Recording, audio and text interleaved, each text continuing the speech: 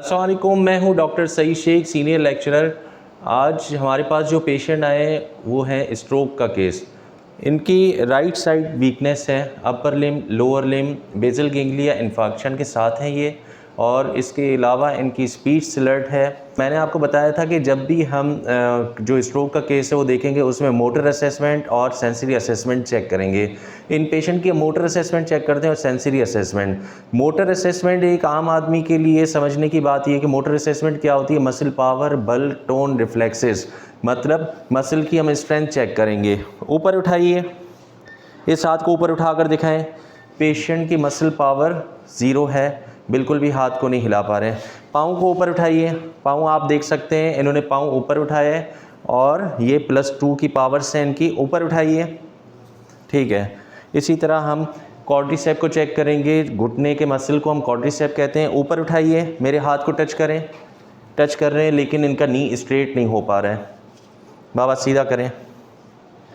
अच्छा, इनकी जो है ये मोटर असेसमेंट है। अब इनकी आइज़ क्लोज़ करवाएंगे, आइज़ क्लोज़ कीजिए और पिन करेंगे, देखेंगे। सेंसरी असेसमेंट है, सेंसरी असेसमेंट में पेन, टच, प्रेशर, ये सारी चीज़ें हम चेक करेंगे।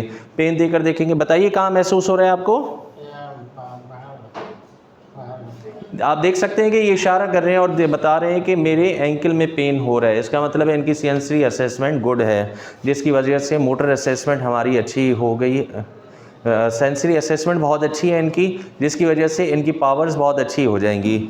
आप ऊपर उठाइए। हाथ की मैं आपको वर्जिश बता देता हूँ कि किस किस तरीके से वर्जिश करवाएंगे। एक आम आदमी घर पर कैसे वर्जिश करवा सकता है। फिंगर्स की मूवमेंट हम करवाएंगे। ये सारी वर्जिशें 15-15 मरतबा आप लोग घर में रिपीट करेंगे। इससे इंशाल्लाह काफ़ी अफाका होगा। आप देखते रहिए किस तरीके से मैं मूवमेंट परफॉर्म करवा रहा हूँ। इसी तरीके से आप लोग घर पर वर्जिश करवाइए, इंशाल्लाह बहुत आपके पेशेंट्स को फ़ायदा होगा। स्ट्रोक का केस जब भी हमारे पास आता है तो उसको वेरी फर्स्ट डे से हम ट्रीटमेंट करना स्टार्ट कर देते हैं, क्योंकि स्टार्ट के 3 मंथ बहुत इंपॉर्टेंट होते हैं रिकवरी के लिए। तो फॉर इनिशियली इनकी जो है असेसमेंट करके और फिज़ियोथेरेपी स्टार्ट करवा देनी चाहिए। और देखना चाहिए कि इनके हाथ की जो टोन है, टोन मतलब कि जैसे दिल की धड़कन होती है इसी तरह हर मसल की टोन होती है। टोन अगर ज़्यादा है तो उसको हम कहते हैं स्पास्टिक, और कम है तो उसको कहते हैं फ्लैसिड कंडीशन। होता है इस तरीके से कि अगर स्पास्टिक कंडीशन है तो उसमें फिर जो हम AFO अप्लाई करते हैं फुट पर, और हैंड पर कॉकअप स्प्लिंट अप्लाई करते हैं। ये फिंगर्स की मूवमेंट करवाएंगे, उसके बाद हम करवाएंगे रिस्ट की मूवमेंट। ये सारी वर्जिशें 15-15 मरतबा हम रिपीट करवाएंगे। उसके बाद आप एल्बो को देख सकते हैं, एल्बो की वर्जिश करवाएंगे। इसको हम सुपिनेशन और प्रोनेशन कहते हैं, हाथ को अंदर की तरफ लेकर जाना और बाहर की तरफ लेकर आना। फिर पेशेंट के हाथ को ऊपर करेंगे, इनको देखें पेन हो रहा है। पेन अगर हो रहा है तो इस कंडीशन में आप यहाँ से एल्बो को फ्लेक्स करेंगे और पीछे की तरफ लेकर आएंगे। अब कुछ दर्द कम हुआ? पहले से दर्द इनको कम हो रहा है, तो ये कंडीशन आप देख सकते हैं। ये सारी वर्जिशें आप 15-15 मरतबा घर में ज़रूर रिपीट कीजिए। इसके बाद सर्कमडक्शन करवाएंगे।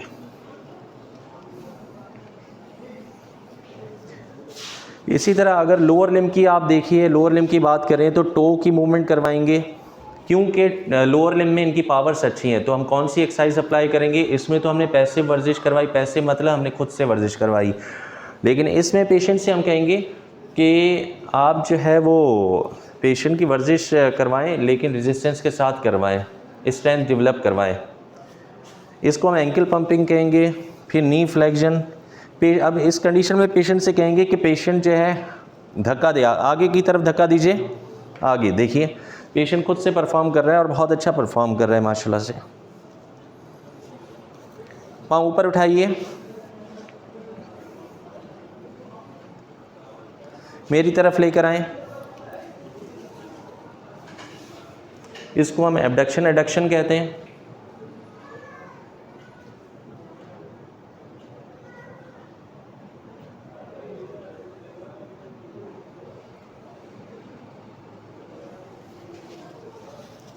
इसके बाद फिर स्लाइटली करवाएंगे स्लाइटली 1 2 3 4 5, देन फिर ऐसे 1 2 3 4 5, फिर रिलैक्स करेंगे 1 2 3 4 5। ये सारी वर्जिशें आप 15 से 20 मरतबा आप परफॉर्म करवाएंगे। इसके बाद फिर इनकी ये सर्कमडक्शन करवाएंगे।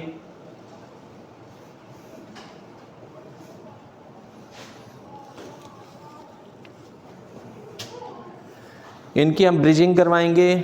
ऊपर उठाइए, कमर ऊपर उठाइए, कमर उठाने वाली वर्जिश करवाएंगे जिसको हम काउंट करेंगे 1 2 3 4, 5 सेकंड तक होल्ड करें, इसको उठा कर रखिए 1 2 3 4 5। अच्छा, कमर उठवाते वक्त एक चीज़ का बहुत ध्यान रखना है कि सी शेप स्ट्रक्चर ना हो, इसको मिड पोजीशन में लेकर आएंगे। कैसे?